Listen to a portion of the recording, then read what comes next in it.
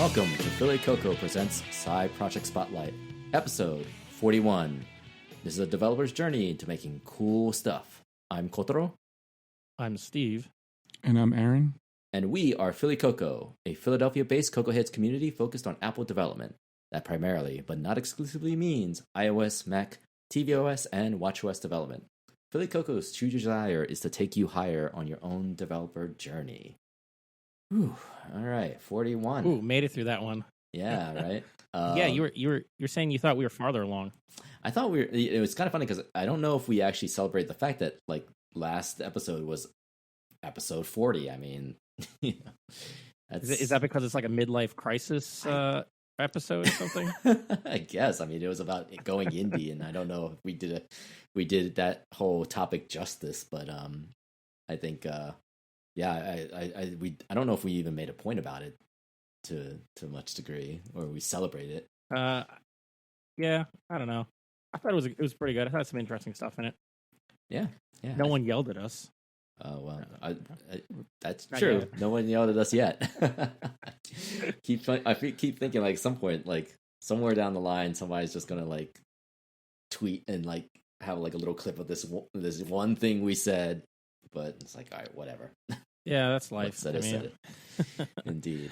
We'll be rich and famous by then. Oh yeah, that's actually we true. Don't have to worry about it. That's right. We can afford studio displays finally. This is the dream, right? This is why we even. When we can afford studio displays is when we are rich and famous. I like that line of thought. Yes, well, it's attainable. Yes, or if we can ever afford the mythical, $3,000 AR glasses or mixed reality glasses that's rumored to come out in June, I guess. Yeah, are you gonna buy one? No. When it comes out, I mean, is work? I guess work will probably buy one for you. Yes, hopefully. Me personally, no. Yeah, but if my job says, "Hey, we got to get on this fast and lickety split," then it's like, "Hey, well, if you're flipping the bill, I will do the dev work." Yeah, I don't think I'm gonna have one paid for, so I would have to buy it myself. And if it's really $3,000, I don't know. They'd have to really wow me with a demo. Well, and I'll just wait for like version 2 or something. Here's what I'm hoping. I'm hoping refurbished. No. Well, that would be pretty funny. But I'm hoping that it was the rumors the rumors like the iPad was rumored to be like $1,000, but then when it was revealed to be $500, like I'm hoping to be something like that, where like it's rumored to be $3,000, but maybe it's like $2,000. Well, that would still be a lot of money, but you'll be conditioned to think it's more affordable than it is. Yeah, it's more like a tricked out MacBook Air level instead of a MacBook Pro level. I mean, it's like really high end MacBook Air or like mid tier Pro. I mean, I guess I'm like the two of you. I think we've had this discussion before about like what is the practical use case of this type of device, right? Like, who is this really targeting? Well, and I don't know, but that we're definitely, I think I'm looking at the calendar, and when we're recording this, when it's coming out and stuff, the next episode of this, we're just gonna have to make it all about our WWDC predictions because it'll come out. Yes, like the next episode of this is supposed to come out right before WWDC, so a couple weeks before. So we'll be talking more about it, but. Yeah, that's true. We can let's save it for that. All our juicy hot takes for that next episode. Well, we don't. But if it comes out, I hope one of us has it at least, so that I can play with it. Yeah. Again, like I personally am not that excited about the prospect, but if somebody says, "Hey, here it is," we bought it, and I am not going to be opposed to testing out the development environment for it. So yeah. What we'll have to do is find a way for it to work with PickleJar, because we're still going to be working on it by then. So. I mean, well, speaking of the side project that is our forever pain point side project. It's almost like our sophomore. You know how like musicians and artists have like that sophomore project that is like the one that like kills them.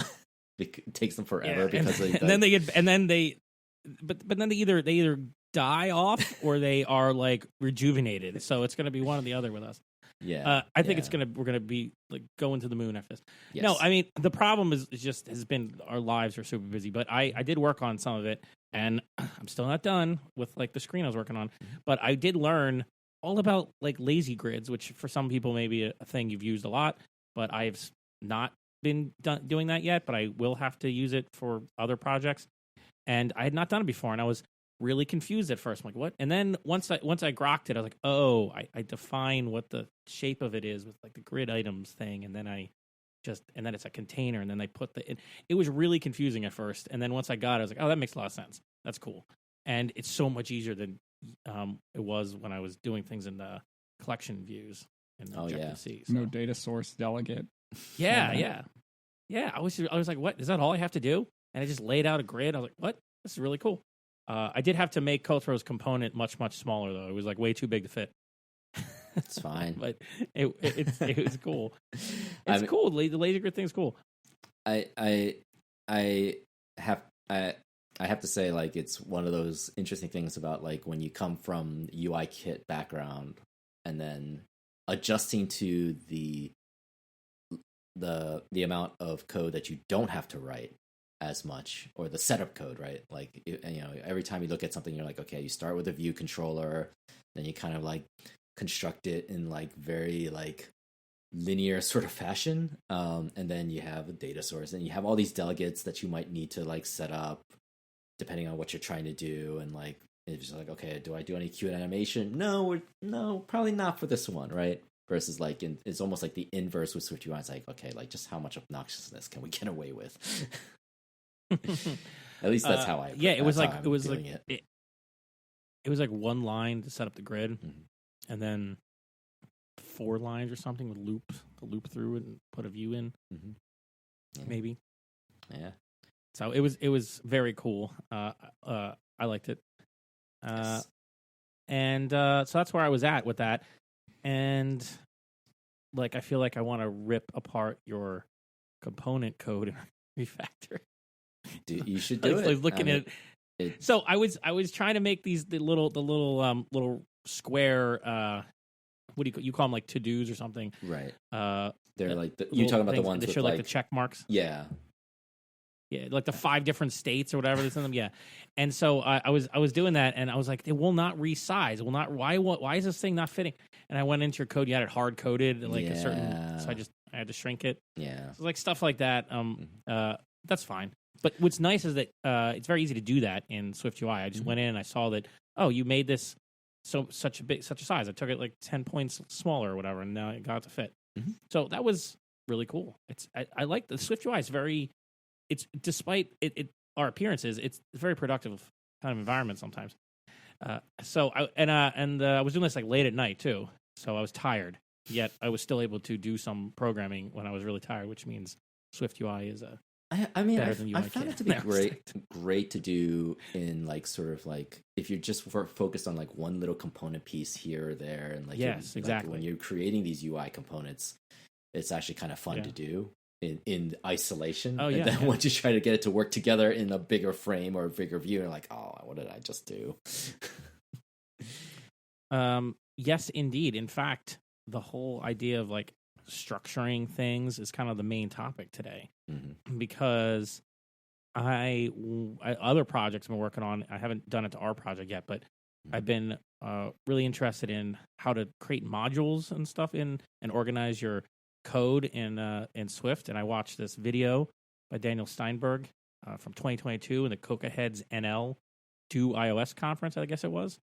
And it was called Previews and Package-Oriented Programming. And the name alone was awesome because it's like reminiscent of protocol-oriented programming, which is a famous talk done at WWDC. So I watched this, and it was very cool. I think this might be where I also saw that he likes to put his views between a struct and an extension. So he has all the that's an state objects and stuff in the struct, and then the extension and I started doing that a bit, and I kind of like it because it makes it easy to see where the state is and where the view struct is. But that's like a minor thing he does in it, style-wise. The main thing is all about using SPM to package up all kinds of views. Like he goes super extreme. little tiny like packages for just small amounts of views. Mm-hmm. And he does this because he claims it's very easy to do. So I started down this path, and I have some thoughts about this. Okay. Because I come from Objective-C land, and I come from like C# and stuff, and things that where the way you modularize stuff is a little bit different. You have something called namespaces for one thing, which I don't understand the hostility to namespaces in Swift, but like if by default in your app everything is just can see everything else, which is not great when you start building a large app and you might have collisions in names where you bring in like a package or something, and then you have to deal with that name issue. And what's nice if you put things into a package, or I think it's technically into a framework that's in a package, but then you have to explicitly import it. So you get the benefit of having to declare your dependency at the top of the file, which is something I actually like to do and am used to doing in other languages. And then the other thing is the package doing an SPM itself means you have the explicit declaration of other dependencies, like other packages. So if you follow Daniel Steinberg's method, you end up with this kind of chain of dependencies that's kept organized in your package manifest files, which is also how I often have done things in other languages like C# or NuGet packages, where I have like, maybe there's like a base package has a lot of common things, and then there's like another thing that uses that, and another thing uses that, or something like that, and it keeps it all organized. So you just hit like one button, and it just builds your project, downloads all the stuff from it. So, so I like it. I've been doing a little bit at the day job and other projects. I've had I found a little bit of gotchas in it so far, and I don't know if it's just me. I was making the packages in Xcode with like file new, right? And then it wasn't adding like the framework to the project. Like I had to keep going and manually do that. I don't know if that's just like a common thing, but that was a little bit of a wrinkle. Like at first it wouldn't compile. And yeah, I have like issues with Swift packages that I've been working on, and it just doesn't seem like it real. If like there's some error, and then you fix it, then it doesn't seem like it clears it. Well as like regular Swift code that's not in a package. It seems like it just sticks there until you like force reset the issues. Yeah. I mean, I sometimes I guess I had to like restart Xcode. That's usually the way you go about there's these like things. a thing that a command like clear issues. Oh yeah, the clear issues thing. I use that a lot. Yeah. Clear issues. The problem is Xcode's buggy. Yeah, have you never seen that button? It's like the new fix this button. Is it the new clean and build? Build. Wait, clear issues. No, it just literally clears them. It clears them, and then they only come back if it finds it again. I don't know what it's actually doing, like clearing a cache. Oh, I see it. Okay, yeah. Of warnings and errors. Interesting. I don't know. It's weird that it even has to exist. I know. If you're developing Swift packages, then you'll need to use it all the time because it seems like it gets stuck. So I mean, that's kind of one of the downsides. But my explanation about the why you would do this, does that make sense? Yeah. Yeah. I mean, I like it. I like this so far. Yeah. I don't know. I didn't get to watch the video, but are you doing like packages with multiple targets or like multiple packages? I am doing multiple packages because you can define if they're like all your packages, you can like have multiple modules in the same package. Yeah, and Daniel Steinberg mentions that. That's what a lot of people do. He was doing this specifically because he wanted them to be small in scope, and so they might end up being like put elsewhere. Like they're all in the one project. You can move them elsewhere if you want eventually. Same way you refactor your views. So. So I'm taking the approach of like I have like a foundation package that's more like a UI foundation package. So I might rename it or something, but it has. The original reason I started doing this because I'm trying to build up a kind of design language to use. Maybe in other apps in the future, but definitely in the one I'm building now. Not PickleJar, different app. I mean, is it just like I guess is it like a design system in the sense of like you're trying to this is how the font should be, this type of font with this system with this, and like what is like things are in cards. What is a card, Mm-hmm. and it defines like the drop shot and everything. There's some custom fonts that I have to use. Mm-hmm. You know, so I wanted to, and I did this. I had to go through a lot of hoops to figure out how to use fonts export from the thing. Yep. Yeah, I was like, what? I had to borrow some public domain source code for that one. Put it in my README. So I was like, I did not figure this out exactly myself. But yeah, there was some hoops to jump through for that to work, but it worked, and it's really cool that it works, and I like it because it's all packaged together. So I imagine my future self using it in other apps, but in the process of building this, the main reason is just so that like I can import it onto like a view and then have access to the base elements that I need. That was the main reason, and some helper functions and stuff. Like there's a helper function in there for previews that loads up the fonts. It's like and that way the custom fonts will work in a preview. And so like that kind of stuff's in there. So you just pull it in, and there you go, and you're ready to go. And I'm not going to keep it real. I'm not going to make it real big. It's going to be the base stuff. But that's where I'm kind of putting my design language stuff in there. And right now it's just one framework. But I was thinking of having maybe two or something in there. I'm kind of a little bit looser with it than the talk was, where everything was like one framework per package. Like how much of what you would do is like how, like for a generic app that may have some back end, right? And maybe this is probably too generalized in that sense, but like, how would you break up those areas of concern? So you have like maybe like a UI component package, a network, like some kind of like back-end network package, or would you do something like that, or would you? Yeah. So I've been thinking about this. I'm trying to build the networking stuff, and you want to start concretely before you move to protocols and design like the generic thing. Mm-hmm. So, but I think eventually I would end up with some kind of generic client to be able to retrieve stuff and parse things and whatever. Mm-hmm. But I was thinking of, and then that would be a kind of a dependency on the like maybe the feature level packages. So if I have a screen that's a specific type of screen that's going to be grabbing stuff from a specific API, maybe I package all that up, and the scope is that feature.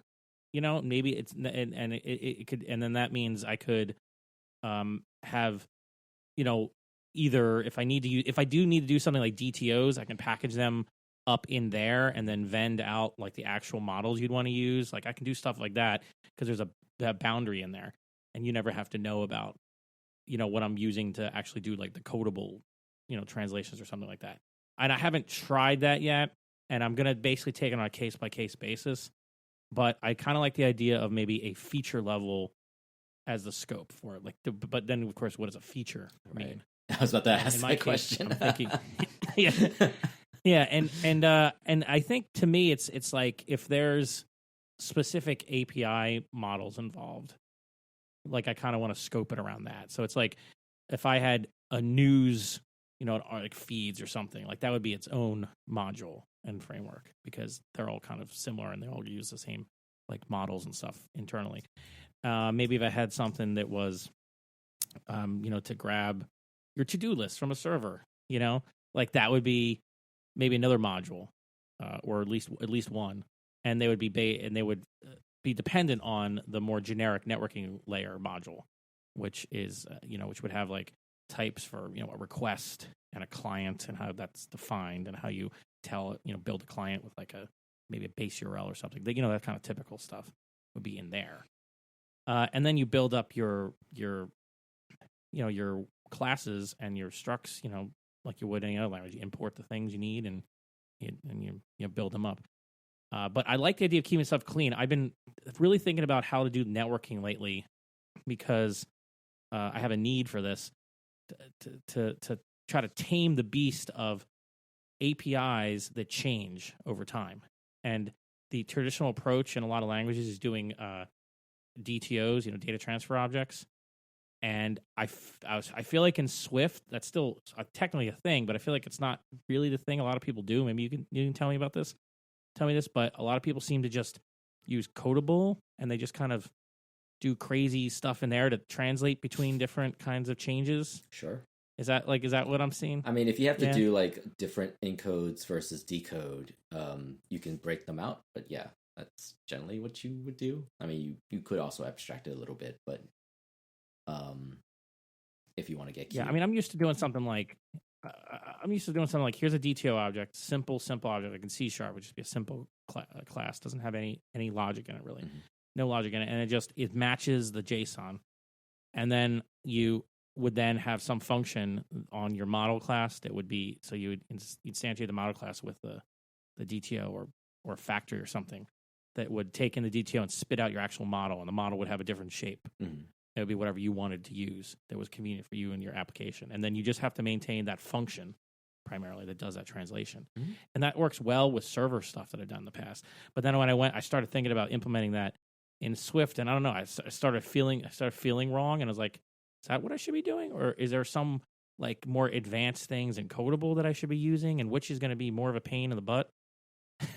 Because I had the experience of being on both sides of it and being like, I need to change this API. Like, how do we change this so we don't break the clients? And how do I adapt the client to this change?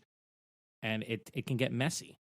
And especially in the scenario on the client side where you have one version of the model that is cached, then your app updates. And then it reads from the API, it gets a new version of the model, but it has to read the old version out of cache at least once. And I've had the scenario where the app just crashed because I didn't take that into account. This was a long time ago. Sure. But when I first started doing this, I was like, it crashed because the old model didn't work and there was an incompatible difference.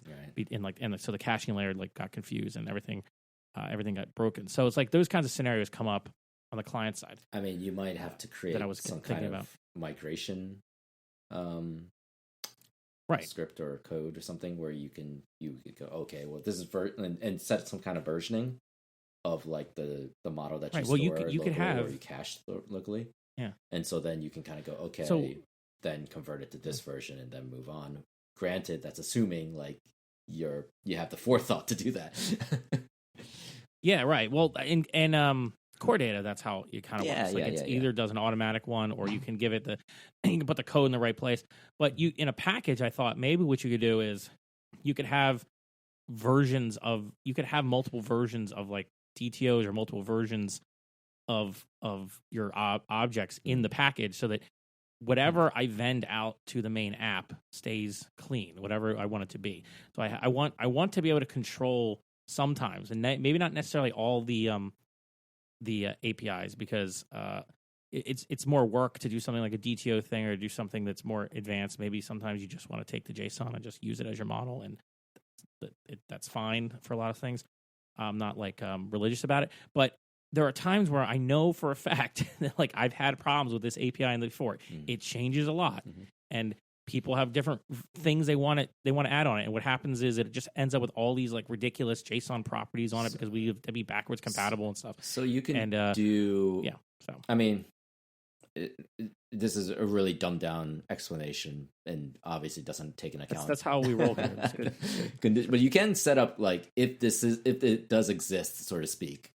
This whatever property in this JSON does exist.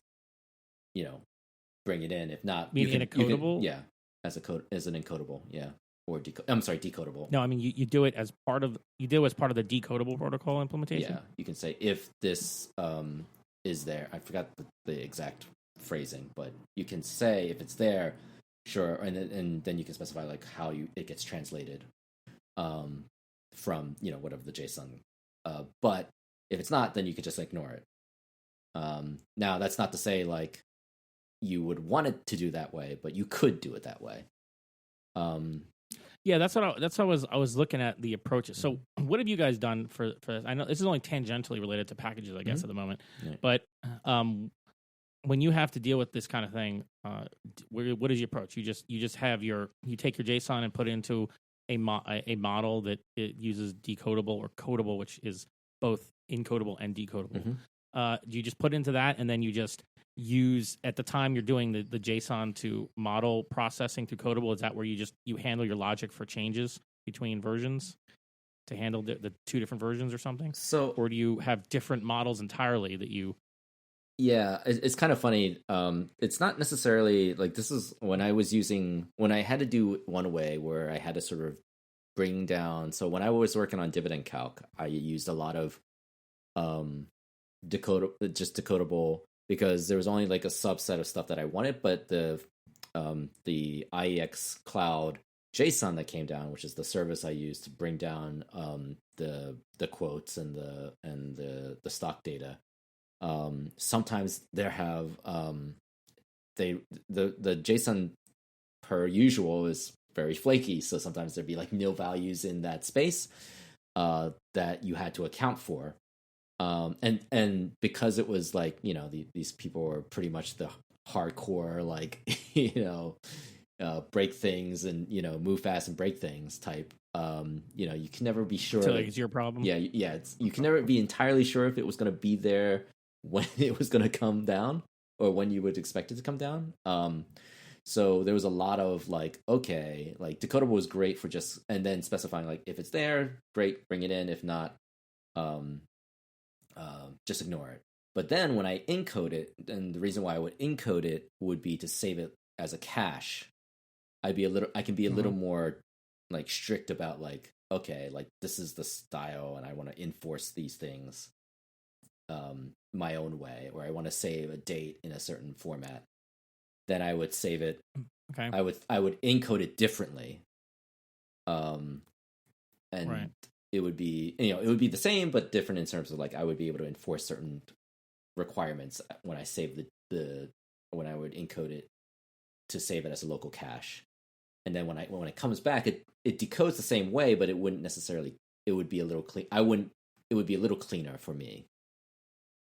Right. So like you would update your app with a change, and then the old cache version would still work. Yeah. Because it didn't change that much. Properly. To be fair, it didn't change that much. And so I never really had to worry about that. But if I had to worry about that, I would look for like a version in the JSON. Now, if I don't remember them not having it, but it wouldn't surprise me if you had that issue. So we're talking about like when you're talking about APIs, you have like the API contract. If you're talking about like a REST API, anyway, you have like the API contract, which is like the endpoints, and then there's also the data structure. And technically, they're different, and they can be versioned differently. A lot of times, APIs will just version in the URL, which kind of conflates the two, but it's simpler and very common to do. And it's not. I don't have anything against doing that. It's just you can end up having, if you change things a lot on different endpoints, it can be weird. But the having a version in the JSON is potentially a good idea. But if you're like me and you have to deal with APIs that never had that concept, they don't have some common structure at all. And sometimes you might have to change like the name of a property. So what happened with me and APIs, it would change like every year. The format of the data structure would change because the features we're implementing would change and so what would happen is I ended up having at one point like a list of properties that were like really old from like the early version of the system, and then like a wrapper property with like new versions that had like the same information in it. And so it gets really confusing if you don't, and you have to basically rely on documenting that in when you go back to it in your code, and that's what I'm trying to avoid, that kind of scenario, which is granted not all the time, but the normal way I might do that is with like a DTO object where I would just have like one DTO version, another DTO version, and I have a method that converts them. So if I update the app, I would maybe try to convert it into one and then the other. I'd do something like that if I had no versioning. How are you at all? And then I would use whatever worked. How are you caching the data? Are you saving it like core data style? Or are you saving it as like JSON files? That's a good question. Without getting too traditionally, deep but yeah. Yeah, I'm not. I mean, I was planning on probably having it cache at the object like after it's been instantiated, because that's what I've done before. Right. But there is something to be said at maybe caching things at the network level, because you can just utilize URL cache. This is like getting into weeds about caching behaviors. But normally what I've done is serialized the object to disk, or like in Objective-C, like the class. And so that case you would use like a encodable, right? And then you'd encode it to whatever format they use on the disk. Yeah. But probably not JSON. I don't know if it's like a plist file. I don't know what it is. Anyway, I don't know. But you would basically, it would be serialized, and then you could save it that way. Yeah, that's what I mean. So you're basically, I've been saving the object, so then you bypass the need to encode again and like decode the JSON again, I guess. Right. So it's right. like a different level of the stack. It's the highest level. I guess it's And you just grab it directly. yeah. It's kind of one of those things where because at least with dividend calc, because it was such a the only reason why I cached in the first place was to be able to provide something when the user opened up the app, and maybe the network wasn't fast. There was never really a problem with network thing, but like just put something there because like they already knew what there was before, and this provides context of like what it was when they last left the app. Boom, here's the updated data. You kind of see it updated in real time. But I think if the problem was like if you updated the app, right, and you're pointing to new API, I'd almost be inclined to just wipe out the cache and be like, okay, download again. Like if there was a way to like identify like okay, like I don't care, like if I don't care about my cache basically, and that's in this scenario, I probably would have done something like that where like I don't care about my cache if I know like this is a new brand new app, wipe out my thing, start fresh. I guess one approach to take is to package that stuff, all this logic up, so that it's hidden from view, and you can have you can unit test. One of the things we didn't talk about yet about doing things in SPMs is the ease at which every SPM package gets its own unit test. So you have something complicated like an API, and you're scoping around that API interaction. Now you can write a bunch of tests for it, and so when you update it, you can then have those tests run. And you can reliably test your translation mechanism, whatever it is, whatever you're doing, your encodable stuff, your DTO stuff, whatever. You can have all that in the package, and then whatever you vend out is clean, and you can have a way of reliably running unit tests against this stuff as it changes, which is I also found really nice because you can use test plans. I don't know if you guys ever use test plans in Xcode, because that was like not a new thing, but it was new to me when I started looking into it a while back. But it's like this way you can tell it like I want to run these sets of tests from all these packages, and it's really cool. And apparently you can use it on the CI side. I think that's how Xcode Cloud works. I think they use it, but it's neat. So you can run all your unit tests independently inside their packages. It runs fast, and then when you've done it this way with all the packages, right? It should be caching the build of this stuff, so that if nothing's changed between builds, it should just use the cache and should build faster. And I have not done enough to notice it yet, but we'll see if that works. So, okay, I think that would be another cool advantage of it. Something that I think Daniel Steinberg mentioned, right, as well. Right. I think that in many ways, I almost feel like because, like if you're doing it locally, like when you're creating and using your package locally within your project, you don't necessarily need the tests as much. But certainly, if the intention is to make it its own isolated, say, remote package, or the intention is long term, you do want it to be like a shared package. Test weight make a lot of sense. In fact, I almost think it's almost like fundamental to like maybe is how you maintain this thing. Exactly. But I think even if you're just doing everything local, I built a big app with like hundreds of files that was built over many years. You end up with just a ton of files. And this is worse than even what it is now, because my original project file was the old school way where nothing was in folders. It was just organized in groups and Xcode. So you look at it in like GitLab or something. It's just this like one directory of files. Is horrifying. But but you still end up with like this organizational issue, and all this stuff is in here. And in Swift, it's all in like the same namespace. And like that is the thing that I think is the primary benefit if you're going to build something big, besides these other ancillary benefits.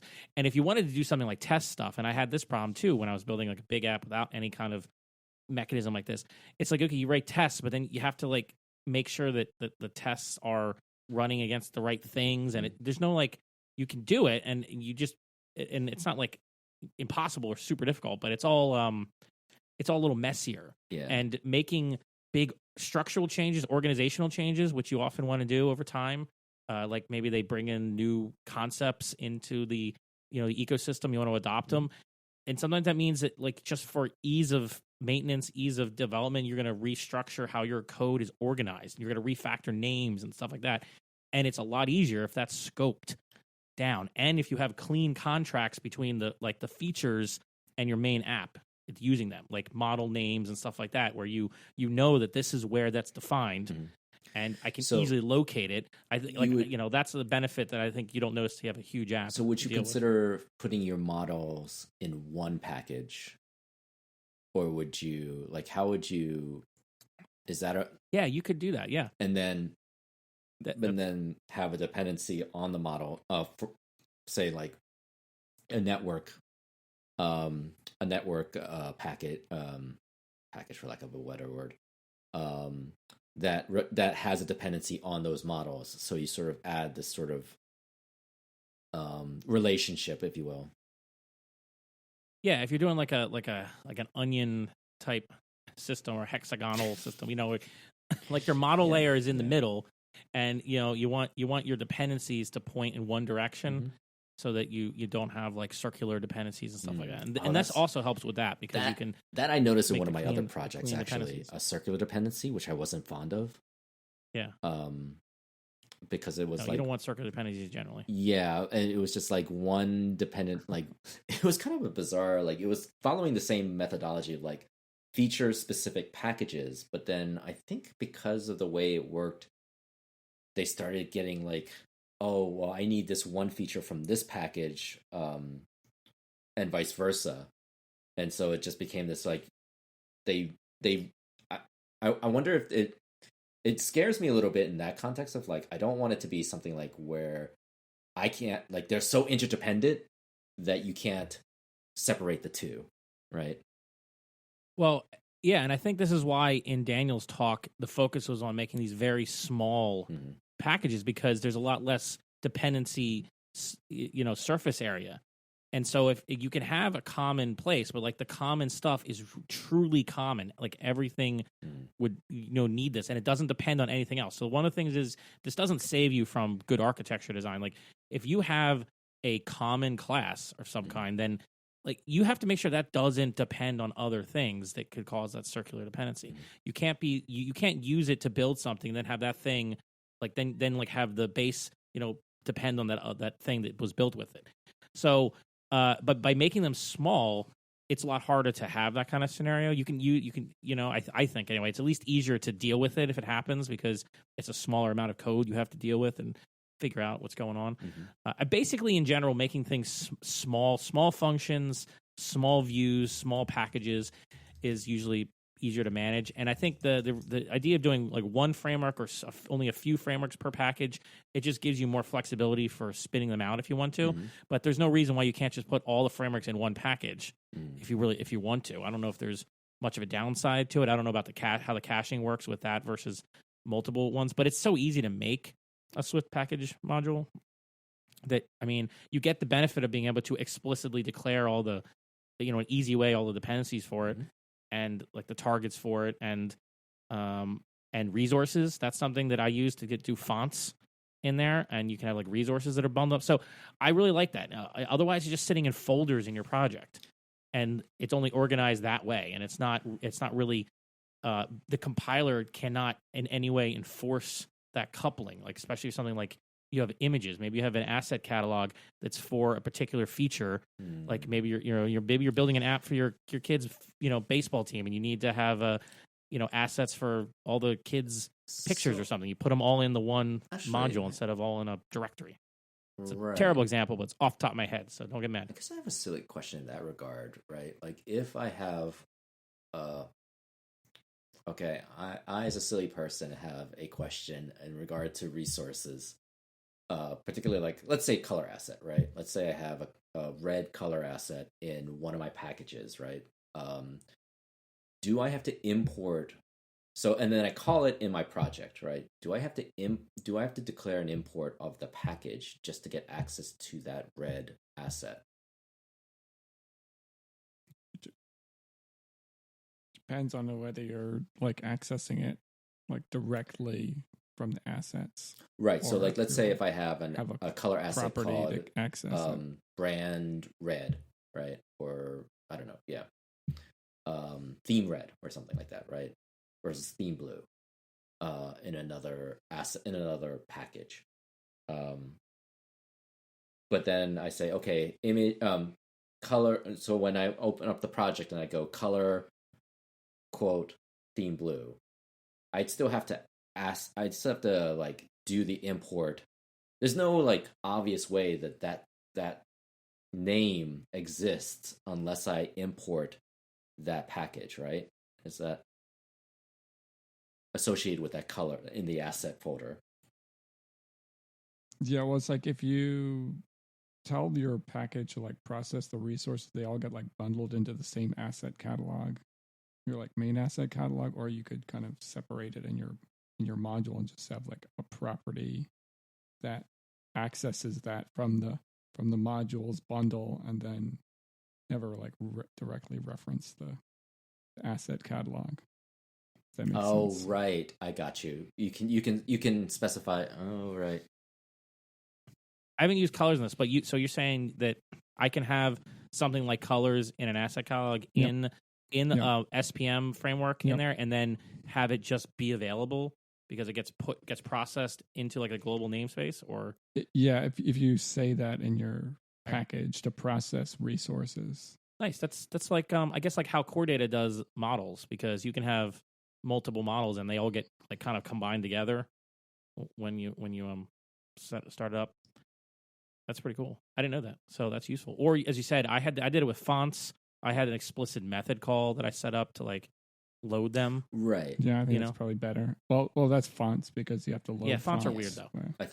And I didn't try colors or something. It might make sense. Colors, if they have unique names, like it doesn't really matter. Yeah, well, you have to worry about if you're trying to like package them all into one asset catalog, then you can worry about names colliding. So it's probably better to keep them separate. Yeah, I like the idea of them being separate. I mean, I want to have to import the dependency. I'm with Daniel Steinberg on this one, that I want to see explicitly what dependencies this piece of code, this file depends on, what packages. I don't want it to just be, I don't want to have to like read the code in order to figure out what its dependencies are. This is a thing that is very common in other languages where you have to be super explicit about it, and it can seem really annoying, especially if you're in a language like C# or whatever. You have like a gazillion of these things at the top. But you should not optimize for writing code. Like you should not optimize, you can type less. That's usually, in my opinion, a bad optimization. I've heard other people say this too. But what you want is to optimize for reading the code later. That's for future Steve, future Kotaro, future Aaron. Like what, like when you read this 5 years from now and you're like, what in the holy hell is this object? Oh, it comes from this package. Here it is. Here's all the packages that this thing relies on. It's got to be in one of these. And yeah, you can use IDE features for this too, but it's nice to just glance at it and at least know the general dependency graph. I think the Apple sample code, the food truck, has a good, reasonable. They do a package, like I think it's a local package in the food truck sample code that does a reasonable job of like demonstrating how this could work in practice. So I thought, oh, okay, like that's interesting. And the other like cross benefit of the package idea is that they're a little more extension friendly, I think. Right, and for specifically around widgets or that kind of stuff. So to be able to share that component and all those that the assets and the art and that kind of stuff with the extensions and the widgets particularly, like that's actually quite nice. When I remembered, is that's a framework? It's not, doesn't need to be in a package, or does it? Because I don't think I mean, what I'm talking about is putting things in SPMs, but it doesn't, like the SPM is just containing the frameworks that it uses. It's not like the actual dependency is the framework, right? It's inside. Yeah. Just wrapping it up and declaring, metadata and stuff. So that's cool. But yeah, you could. But if you do it as SPMs, you just get the added benefit of being able to have it somewhere else. Yeah. Another thing you can get with this though, that you encounter in enterprise world a lot, is you have these dependencies and they're wrapped up in these modules of some sort or another. Now you need to cache them. Okay? And like where do you put them? Because you can't rely upon, if it's a third party one especially, you can't rely on it being on GitHub forever. Like I have a whole bunch of dependencies and old apps that don't even exist anymore, as far as I can tell, at least that version. And now I was using CocoaPods, and I made sure I downloaded all the CocoaPods, and they're actually in the repo, which was the way you used to have to do it way back in the day. But in other languages like C#, and I think we do this in Java, I've used what product is it called? Nexus, I think it's called. Use a product which is like allows you to create this proxy that kind of just automatically caches any of the packages from these package systems that you use, or you can build your own and push it into it. So I've done that a lot. So I made like these NuGet packages. There was one time where we had this big, like years ago, I had this big monolithic app with a bunch of features and stuff in it, and I broke it up into packages like we're talking about here in Swift. We had packages that did like networking and authentication and stuff, and they had different dependencies between each other. And I broke it up. I packaged them up. This code was already pretty well organized. I packaged it up, and I uploaded it to this cache server, essentially. So then every project that depended on it, we could define the dependency in, like in this case, with a NuGet file, and we could delete the specific explicit references. This is a kind of a C# thing, wherein you had to like have like the DLLs there, and you had to basically say, use this DLL and whatever. It can cause a lot of problems. It can cause problems. But doing it this way meant we had this little text file, and it said, these are the dependencies, these are specific versions of it. And it would go out to our own server and download them. And if some of them depended on publicly accessible, appropriate code, like from Microsoft or something, some package, then it would also cache that. And then in the future, if any of that stuff went away in its source, we would still have it. And we'd have different versions of it, because every time we would do a new version, we would update it on the server. So I don't know I think you can do that with Swift stuff, but I haven't looked at it. You could, I guess. Yet you should be able to. It's just depends file. On like I think about it as like a very smart thing to do if you ever do any public or private, but like particularly public type of packages. Probably, especially if there's a strong dependency on it, you probably should just fork it and just keep it up to. So you're talking like in GitHub? In GitHub. Well, I mean, just in terms of like or Git or in Git. I should say like any publicly available Git. Like I've had projects that I've worked on contracts that later on, like the contract is done and I moved on and I come back. They're like, hey, can you fix this problem because we want a new build out and I want to make sure they're okay. So I do my best, but then I realized, this thing doesn't exist anymore. The original author got rid of it for whatever reason. So I had to thankfully find a forked version of it somewhere else. But it was like, oh geez, that was like that reminded me like, oh, I should just make my own version, like fork that version and then keep that around just in case I ever need it again. So for SPMs, what do you do? If it's a public one on GitHub, you're just making a fork of it. What if it's something that you are only going to use internally, or you need to cache it company appropriately way? Do you have is there like a server that everybody uses for this, or a method? Because is there even like an index for Swift? There's like that unofficial. Is that like an unofficial official thing? There is unofficial official one called Swift Package Index, which is actually pretty nice. Like who? It's done. It's still community. Yes. It's not like an official, but it's not what I would call like a cache version of it. Like if no, it's not a cache. I'm saying like that's the index. Yes. And so the way these things work is they usually they have to grab an index of all this stuff. Is how I've seen it work with like NuGet, and then it uses that to figure out where the original sources were. But I'm saying like what do people do now? What do you do to make sure besides forking it? If you can't do that. Because you can't put it in like your GitHub. Like I don't have GitHub at work, for instance. So if I want to have something that you made that I'm allowed to use, or whatever, right? And I want to use it, like what's the most efficient way of caching that so that I never lose it if you delete it for Swift stuff? I mean, CocoaPods, I downloaded them into my repo, but that seems like messy. And you had a bunch of stuff in your Git repository that's literally dependencies. Yes. It feels wrong, and so like, what do? You have any suggestions? I guess it's tough because like you could just literally download the repo or fork it or whatever and just make sure that you have your own copy of it somewhere.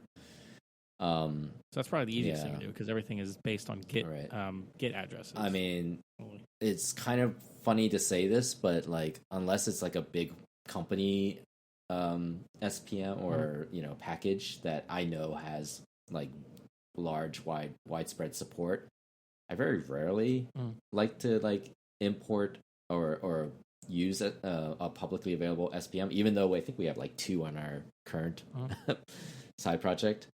But I have. Oh yeah, I saw that. I did not investigate them, so I don't know. Half of me goes last night. I was like, half of me goes, probably should fork that and keep it around for myself. Yeah. So what's funny, man? I have been in the situation where, like, there was first party package that disappeared. Like the version, at least, was no longer readily available, if I remember correctly. Yeah. And it was like, good thing we had it cached, because like the next version that I could find was an incompatible version with other parts of the code. Oh, so geez, I hate it's that. like, I think it's important if you're getting dependencies that you don't own in your own repo, you have to have some plan for caching them. So the easiest thing for Swift stuff seems to be if it's GitHub, you fork it, or you download the whole repo and you put it somewhere. But what I like about some kind of system that's like, I want to put it somewhere where I can then, I guess I could just put it on in any Git address, right? Is that, if I'm remembering? Yeah. So if I just put it on my own server somewhere, that's probably the easiest thing to do. Then point it to there. And if it's GitHub, you can use, that means you can have it, you can update from the the source, the original source. You could, like, if anything changes in the original, like if they've updated and fixed a few things, you can pass that over to yours. Your forked version. Now, what I'm telling you that something I think is Nexus, what some of these other systems can let you do, is you can say, like, here's my repository of stuff that I'm going to go to my local cache, but it's like a proxy. So you could search for stuff, and then it just automatically saves it in there. But you can get stuff from, like, it's a proxy to the main index. So you can get stuff from there, but every time you get any of these public things, it's transparently cached. And if a new version comes up, you can take the new version, and the old version and the new version are automatically. Like, I like things that are transparent because I work in enterprise world, and there's so many moving parts, and code lasts forever, and you really need, like, more bulletproof, automatic ways of dealing with some of this stuff. And this is probably way outside the scope of most people that would be listening to this, but you'd be surprised. But I was just wondering about this today. Yeah, I mean, because I was wondering, like, I was looking for something. I think at the CocoaHeads or on Side Project Saturday.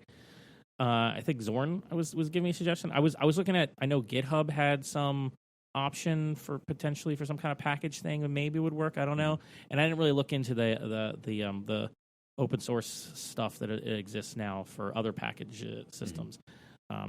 So I don't know how well any of it works, but I think if I remember correctly, I think all this stuff tends to rely on an index. That's why I was asking if there's like an actual public index of all SPMs. It's not like if you go to like CocoaPods.org, you can do a search and you can find, pretty much a good chunk of them. I think you can kind of do that with the Swift package, but that's community driven. That's not even like a particularly I wouldn't say well run, but like you would like, it's not as if it's a very well known or well utilized website. But does Xcode search it by default? Xcode has a search, right? But it's not. Yeah, I know. Where is it looking? It doesn't. It has its own like set of SPMs. Like the Swift algorithm one is like the obvious. Yeah, that's like and like you can search for your prior ones that you've imported or you've utilized, but it doesn't search for like all the public available ones. At least as far as I know, you still have to like give it the Git URL if you wanted to download a specific package that but you have to know where the URL is. There's starting this discussion. I thought, well, we talk about maybe the why and the how, and look, we've covered a lot of stuff related to dependency management and all around just starting to talk about packages. It's pretty impressive. Like when SPMs became available, and I know people are like, well, we already have CocoaPod or something, but I thought it was a big deal because when you have like a first party support for a package system like this, then you start getting all of this other ancillary tooling, and I've seen it before. And like when Microsoft finally did NuGet, right, it changed the game there, because before that, dealing with dependency management was a giant pain. and once that was available, and they embraced it at a first party level, then all the tooling got it, and that makes your life a lot easier. And so we have SPMs now. So I want to, and there's nothing against CocoaPods. I know a lot of people still use them, and they has its place.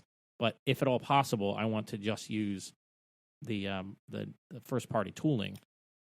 And so with that comes all of the dependency management headaches that you have to think about when you're building a large app. Maybe not for your home app, maybe not for your side project, but eventually these things will hit you when you're like in the job, in like a jobby job somewhere. I mean, I have to say, isn't that the term for the day job? Jobby job. That's what we call it, right? I have to say, like, ever since migrating to SwiftUI, I do a very good job of avoiding a lot of packages in general. I still use them, but for sure. Yeah. But I haven't, except for your own, right? Yeah. You're like, partially because a lot of what we do is mostly in the prototyping kind of sphere. So like, we're not trying to, and like it's for big corporations. So you have to be a little more judicious about like what open source packages you are introducing to your project. So I think those are the primary reasons. But even for my own projects, like I'm more hesitant to bring in third parties than I used to be, which kind of speaks to the fun nature or the flexible nature of SwiftUI to be able to do that without like, you really have to think pretty deeply about like, do I really need this, or can I just do it myself? Yeah, I think that's probably a good place to end the discussion today. I went over a lot of topics, and so basically, I like this talk. I'll put the link in the show notes. You should definitely check it out. It's at least made me think about dependency management and how I was going to do it, and the different approaches, and it made me really look into the details about how SPM works, and also he has some good stuff in there about previews and like appropriate use of previews, which is we didn't even touch on, which is useful. Yes, very useful. But I think it might be time. Cool. Well, for the wrap up. Yes, what do you think? I agree. Unless Aaron, you have something to say. Yeah. Final thoughts. Nope. Aaron spoke more words this week than he has in months. In 3 podcasts. Yeah, it's nice. We like Aaron speaking. All right. Well, that's all we have for today. You can learn more about Philly Cocoa at phillycocoa.org. There you'll find links to our Slack, meetup schedule, and contact info. And if you're feeling generous, please leave a review on iTunes or any podcast platform of choice. And one more thing. I'm lazy today. So I asked Chat GPT to give me 3 Swift jokes. And you're going to realize how bad Chat GPT still is at doing programmer jokes. So here we go. Yeah, maybe you're just bad at prompting. Yeah, prompting.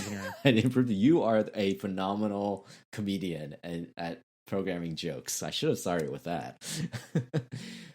All right, hold on. Now you got me. Now you got me at a bind here. All right, I'm gonna say, ChatGPT, you are a awesome comedian. Tell me 3 jokes around Swift. There. Now we're gonna see how funny it is. Okay. So first one is, why do Swift developers prefer writing code in the dark? Why? Because they can't stand the light mode. Oh my god. All right, next one. Why did the Swift developer start a garden? Why, you want to get closer to nature? To practice optional seeding and optional harvesting.